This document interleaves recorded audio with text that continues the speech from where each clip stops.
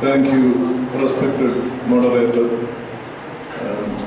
Your Grace Maraprem, dear reverends, and my dear friends. Due to the constraint of the time, I am reading only the abstract of my paper. The full text will be available.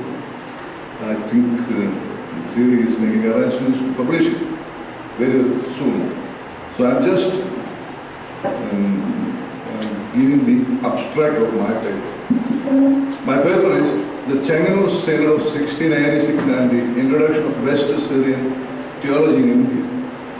First, the beginning itself, I will tell you that Chengannoor is a place about 50 kilometers from here towards south. And there was an ancient Christian center in Kerala. And the real venue of this synod was the old Syrian church, now jointly owned by the Malankara Orthodox Church and the Marthoma Church. That is in the heart of Chengannoor town. So I am starting the abstract. Indian Christianity is one of the oldest among them in the world, claiming the origin with Saint Thomas the Apostle. They are known as Malankara Nasranis. A tag clearly indicates its Indian and Semitic origin. Though originated and developed in the early centuries indigenously, the Indian Christianity affiliated with the East Syriac Church of Persia in the first millennium. This was due to their maritime trade relations and successive Persian migrations. By the time of the arrival of the Portuguese in 1498 Christian Common Era, the Nazranis derived their own form of Christianity by amalgamating Brahmanic rituals, Kerala culture, Persian rituals, East Syrian ecclesiology, and the Nestorian theology. They used East Syrian as their liturgical language. They named it as the way and lineage of Saint Thomas.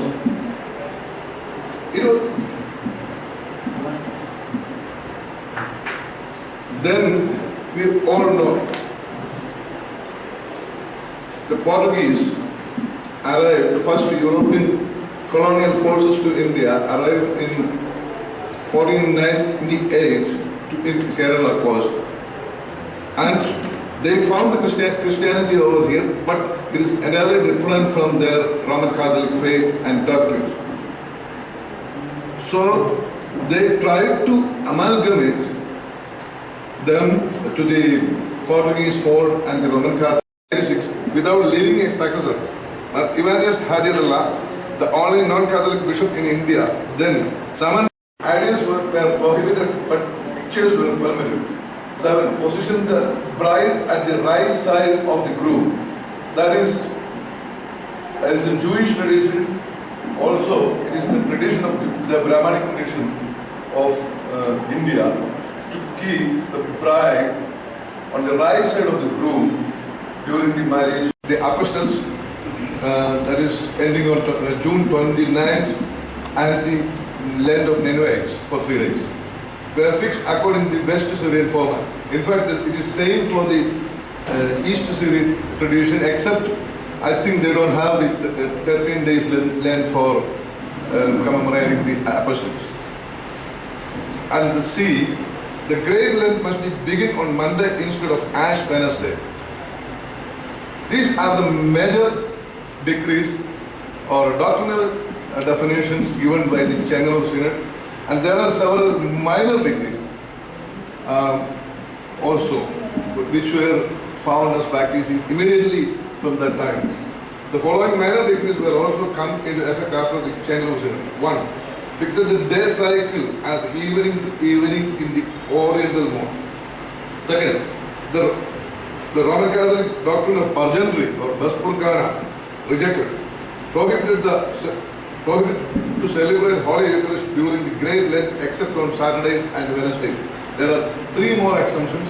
One is the Mid-Lent, second is the Annunciation, and third is Maundy Thursday. Directed to pray in standing posture and prohibited that on kneeling position. 5. Priests were permitted to marry. 6. Idols were prohibited but pictures were permitted.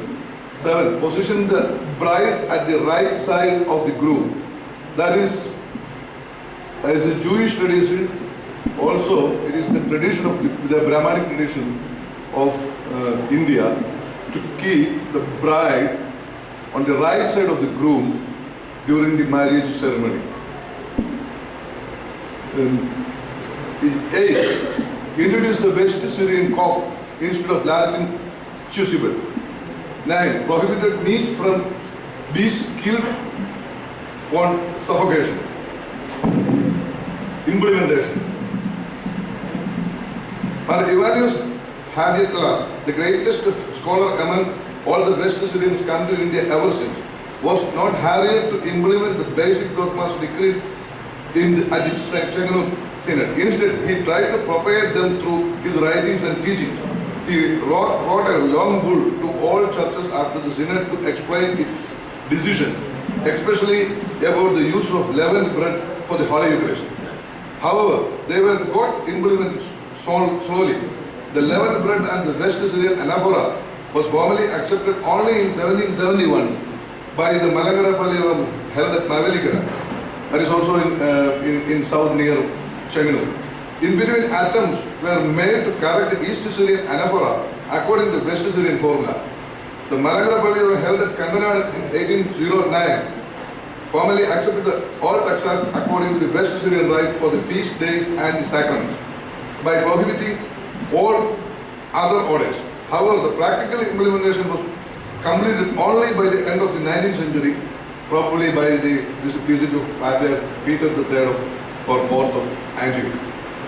Perhaps the implementation was delayed by the negligence of the ordinary people, since the dogmas were just a mark of clerics and the academics and not practical impacts over the common Nazarene. Some of the decisions such as marriage of the clergy, beginning the day cycle from evening, length, right side position of the bride, etc., taken at Chengannoor, was swiftly implemented for two reasons. One, they had a practical side in the day-to-day life of the Nazarene. Second, the East Syrian tradition also follows the same practice which they practiced prior to the Synod of Kottayam.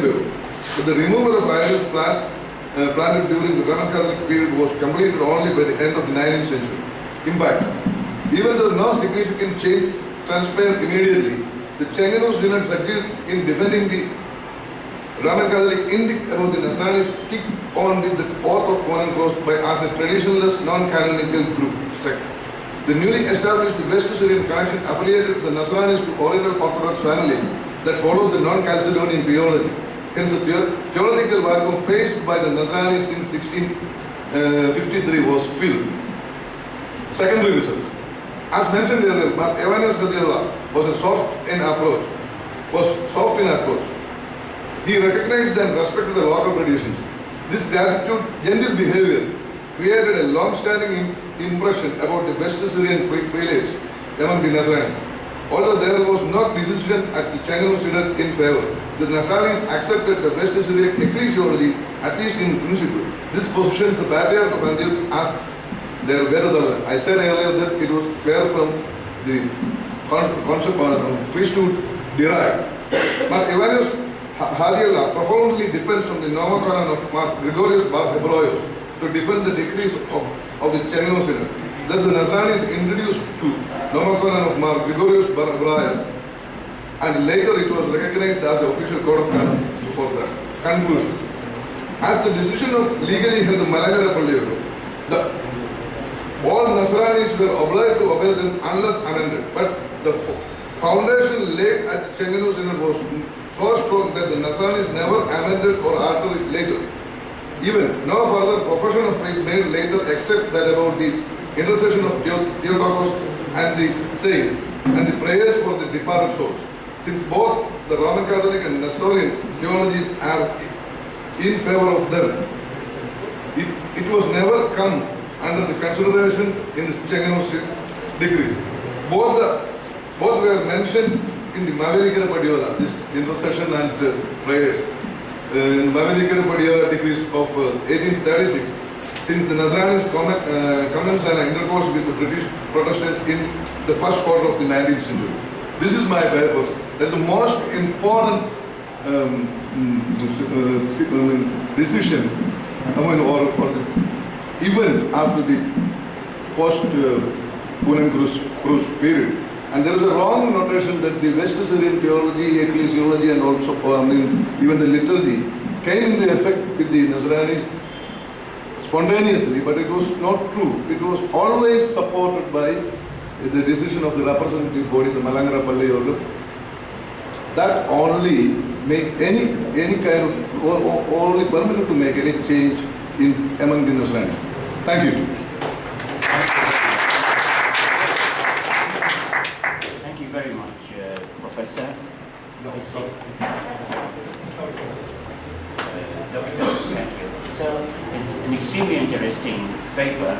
Unfortunately, we think that we always draw lessons from the past, but we never do.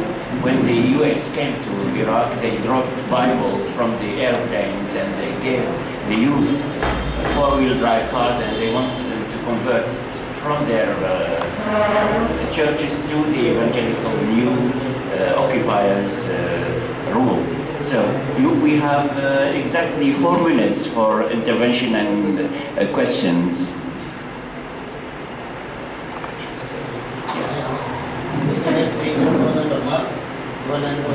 Yeah, where? Ephraim al-Khas. അടുത്തൊരു സ്പീക്കേഴ്സോട് വന്നിരിക്കുന്നതിലുണ്ടോ? രാജ്യത്തുള്ളൊരു കാര്യം ചോദിക്കുക. Mariavan said that today's talk is changed in Thursday. Who is the substitute? I don't know. Is there somebody waiting somewhere? No, he has not come. This is in America. No, sir. Program. I just came from there. Kurian Thomas, sorry for requesting a question from you because I missed your lecture. I missed it. You had stuck up there. So I thought if you start at 11:30, so I came rushing. It is over. Can I come to the conclusion that East Syriac was used here prior to Chengannoor Synod? Can I conclude from your lecture? No, not prior to, that is true. Even the East Syriac scripts were used till the beginning of the 20th century. And even today, if you can see through, listen, while the West Syriac is pronounced by the West Syriac practicing Christian segments here. Casa Bilasa, Mazbaha. I think Wanderfrog had given a list of some 20 or 25 words. I have got 52 words. Yeah. So it's, only because actually the West Syrian script was introduced here or popularized here by the Pamagoda Press. By the Pamagoda Press, Syriac Press at Pamagoda. the popularized. It was popularized because they used the West Syriac script, so it was popular. Otherwise, even today, the West Syrian practicing groups will use the East Syriac scripts. One more clarification. So can I conclusively say that the East Syrian tradition and liturgy was being followed here up to this particular day, up to the Chengannoor. Even up to 1876, some of the East Syriac with the Orthodox Church. And that book is now out of print. I wrote a book called Patros Patrikis and the Parishkaran. I think it is out of print, but Gunamata have a copy. See, I have just one question. You said the use of Theotokos that was accepted or not accepted before 1686. The use of Theotokos. No, not accepted. Because Maybe because the use of Theotokos was accepted by the Roman Catholic. I think I am not an expert in theology. The Theotokos, the phrase of Theotokos was accepted by Roman Catholics also. That was implemented in 1599 by the Synod of Kottayam. Yeah, but that was not practiced here in Kerala. See, Achan, the question is, then there may be 100 priests. They don't even know what their theology is. Then how the ordinary people are, it is something affecting the people like me. Just one more comment. Second word, Syriac on, I presented a paper on the influence of Syriac on Malayalam language. And the bishop has just now said more than 53 words. Because in Kerala, we have been using East Syriac ending, not the West Syriac. But recently, the O ending is coming back. Very recently. Purbo, no, Madbo, ho. All these are coming back now, but not in the past. Thank you very much. One more thing to add that the Malayalam prose, when it was derived, the end of 19th century, or no, end of 18th century, it heavily depends on Syriac grammar. For like, maybe the people who don't know the Malayalam, they cannot, instead of using tamburande, tande. So such a way it was written. I think we can continue because I don't know what happened to the next speaker. Reverend Father Ephraim Alkas.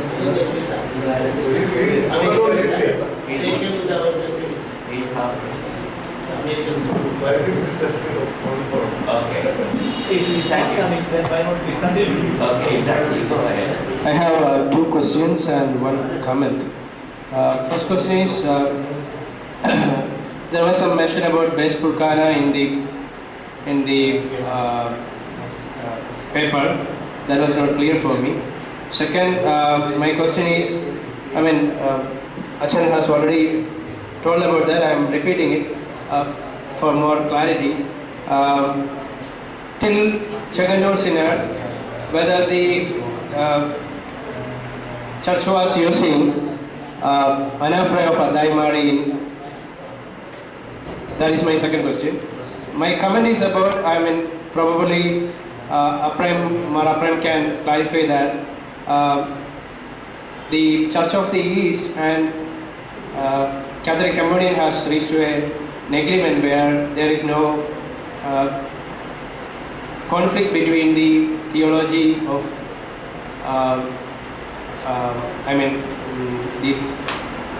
the God of Mother and God of Christ. The common Christological declaration signed by the Pope and my patriarch in 1994 November clearly states that we don't have dispute, but it does not mean that we are going to accept the word Mother of God. We use the word, continue to use the word Mother of Christ, and ask the Pope to understand what it means. And the Pope says, we also don't mean as you accuse us, because you are accusing us that if Jesus Christ is the Son of God and if she is Mother of God, she becomes grandma of Christ. That also we never believe. You have to admit that. So we both agreed to disagree and to understand each other, not to accuse anymore. That's a compromise. Oh, Theotokos. See, I'll say one thing basically. I'm not a theologian at all. My theological education is ended with my Sunday school classes.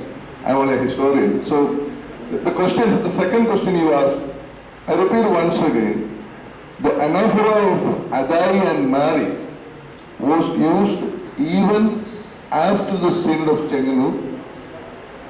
It was officially accepted the West Syrian anaphora or the anaphora of St. James in 1771 only. Maybe by next 25 years or like it fully came into practice and the other one was. But except this anaphora, the other rituals like marriage, baptism, all these things, the East Syrian texts were used even after that.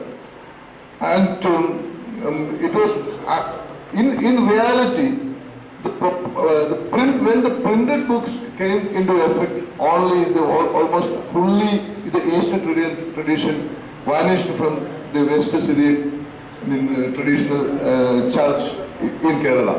And Parjandri or Baspurkana, I cannot give an explanation theologically but it was implemented in among Nasranis by the Synod of Kottayam in 1599, and the Synod of Chengannoor rejected Parjandri. My question is, could you please repeat what you have read? That's all. Pardon? I'm not asking about the theology.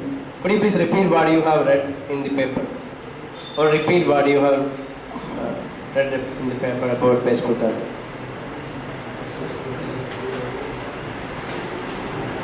About this Parjandri. Yes. The Roman Catholic doctrine of Parjandri rejected. Parjandri. Yeah, my pronunciation was wrong. That's why I put Baspurkana also. Okay. Sorry for this. I have glad news that we have plenty of time to ask questions because the present speaker, Mara Yohanan, has switched with the Thursday and nobody has come in his place. So we are free to continue this discussion. The one following is Father Ephraim Melkas. He did not get his visa. The US government is suspicious of all the people born in Iraq. They keep checking and checking. He was supposed to come last week to my church here. So they refused the visas. So he has not come. So we have 2.5 hours for us free. Continue with the discussion. That's the latest news. Here we have to understand each other rather than defending our position. We know that in the Council of Ephesus, Theotokos was officially accepted by the Council of Ephesus. That was in 1431. Until then, the Eastern Church never used, and it was the East Syriac tradition was followed here. You may be surprised, the Marthoma Church, the Reformed branch of the Eastern Church, the Oriental Church, still uses Thamburante Amma, not the Mother of God, but the Mother of the Lord. That is the word which is used by the ancient Eastern Church. So this is the Theotokos, the Mother of God, is a new introduction to Kerala after 1686. So I am very happy that a historian of the Orthodox Church has admitted that, and that means the West Syrian tradition was imposed on us only in 1686. Although this man,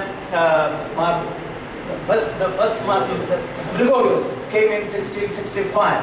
So it took some time, and still is a very slow process, and the Nazranis of Kerala and those who hold on to the Thomas traditions, we have to rethink and reinterpret our position, and just to free us from any foreign or non-acceptable theologies, so that we may come together as one church in India. I want to add one more point to what Father Matthew said, Reverend Matthew said.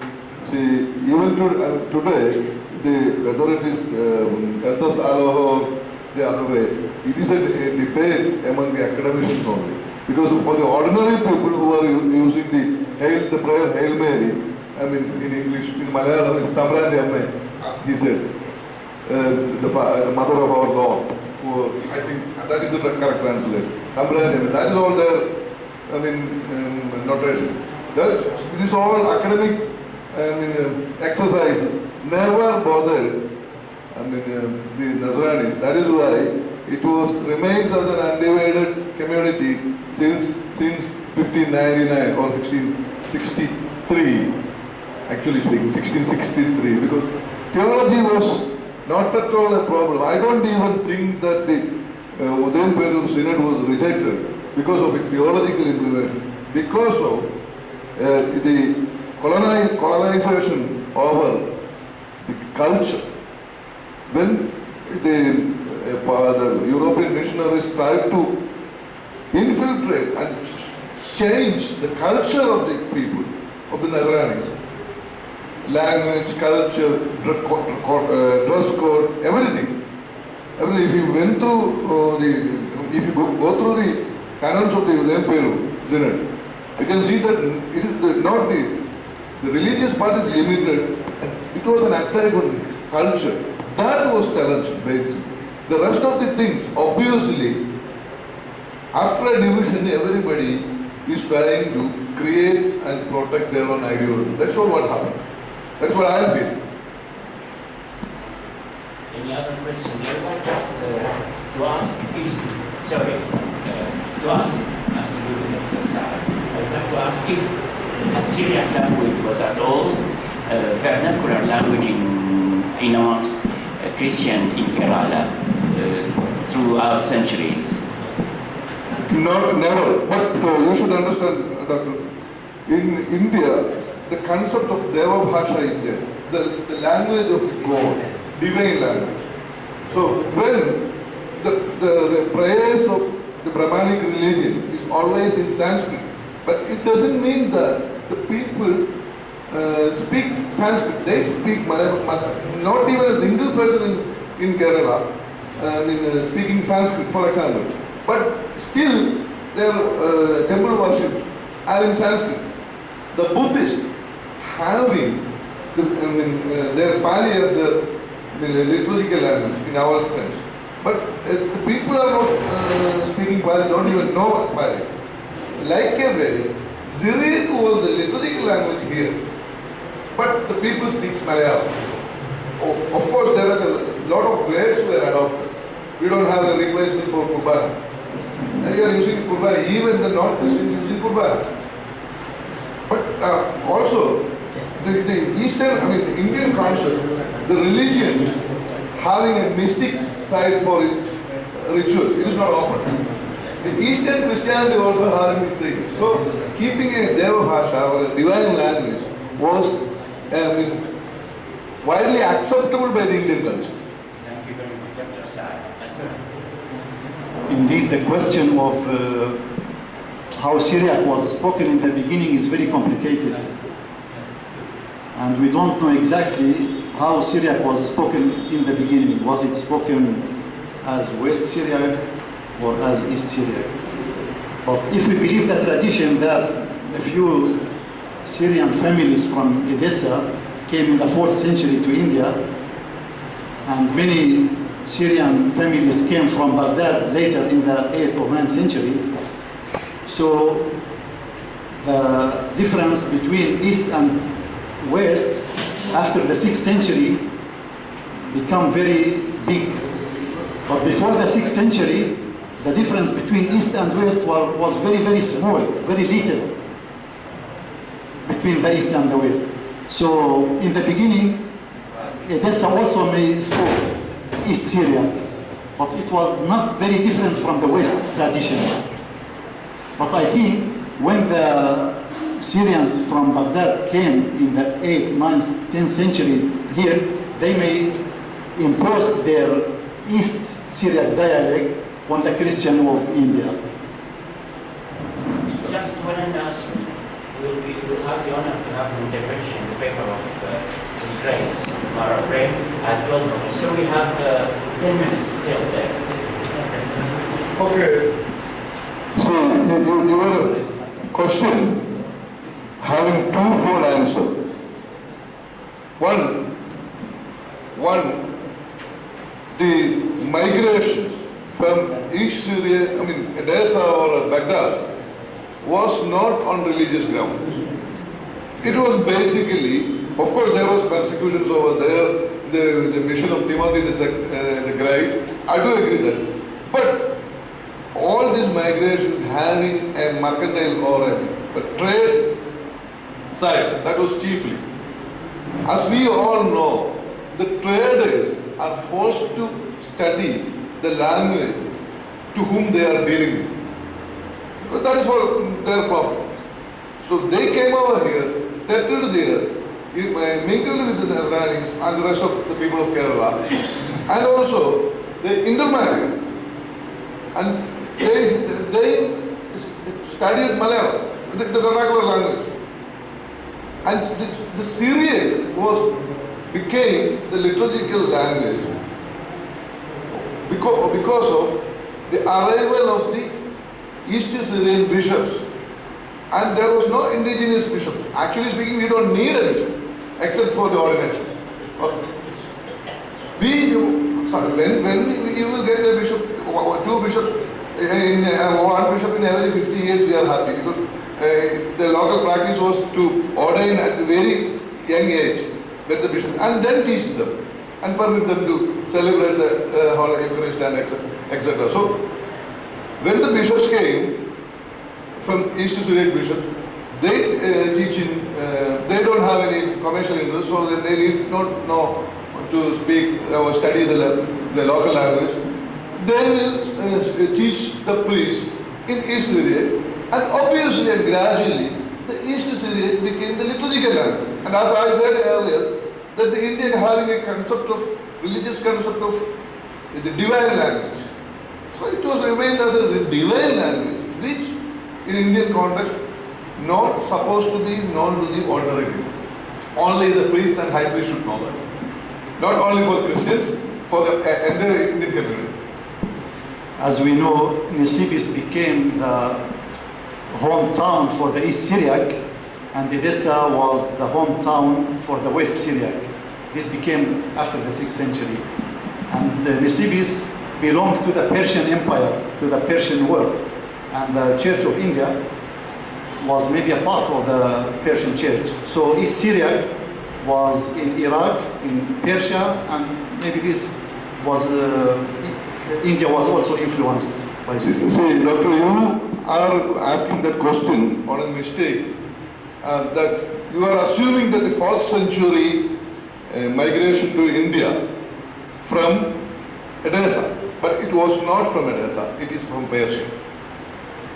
It is from Persia. That the so-called Kurian Thomas migration is not from Edessa or Jerusalem, it is from Persia, I don't know from where. But one thing I know, the diocese of the river Dashim, that is, I think in the northern Iraq, was closely associated with the Nasranis. I think there is no need of answering your question since the migration is not from Edessa, not because of lack of respect. The migration was from Edessa. Through that, the Malankara Nasranis have made from them made a ecclesial relation with the Church of Persia, not with the Church of West Syrian Church. So, I think Dr. Asad is confirming what you proposed. He said Nisibis was in Persia, so he is assuming that the accent was up and not O. So he agrees with you. Yeah. Sorry, one more thing. As I said about theology, I am an illiterate in Syriac language. Any other question? Thank you very much. Yeah. In the last World Syriac Conference, Dr. Burke, he was the Vice Chancellor of Mahatma Gandhi University. He was representing the university, and he said, not only liturgical language, but commercial languages was also used, they also used Syriac. So because most of these missionaries came along with traders. And for example, Kurian Thomas, the word Kana means it could be the place name or it means trader. The merchant Thomas. In which language? In which language? In Syriac. Kana, Hebrew. Canaan. Canaan means the land of purple trade. Canaan. So Kana need not be the town from which he comes, but he was a trader. And because of the persecution in the Persian Empire, Persian Empire, perhaps Mosul and other places were brought under Persian. So when we say Persia, do not think that it is a present Persia. It's a Persian Empire. So Kurian Thomas came from Persian Empire. And by the way, information, only in 410 in Edessa, the Nicene Creed was used, although it was passed in 325. Only important because the Eastern Church never accepted it as it is. It took long time for us to use even the Nicene Creed. 410 it was used in Edessa. Later by us, so that missionaries, not the Western missionaries, people who came from the Middle East. Thank you. Thank you very much. I would like to add something also, if I may. Dr. Kurian Thomas said that they were first and for all traders. But I would like to add, I think Syriac, we Syriacs, everywhere we go, we bring with us our faith also, and the flame in the heart, just to spread our faith. This is exactly what's happening today. For instance, Syriac Indians, when they are in the Gulf, they go with their churches and they still bring their heart with them, the pearl of their faith with them everywhere. The same with the Iraqi Chaldeans, when they go to France, to the US, to Australia, they go with this amazing something they want to share with the other people. And the same we did with China. We went there and we spread our way of understanding Christianity. Thank you. Now we have the honor and the pleasure to have His Grace Mara Prem, who volunteered to fill in the absent speakers.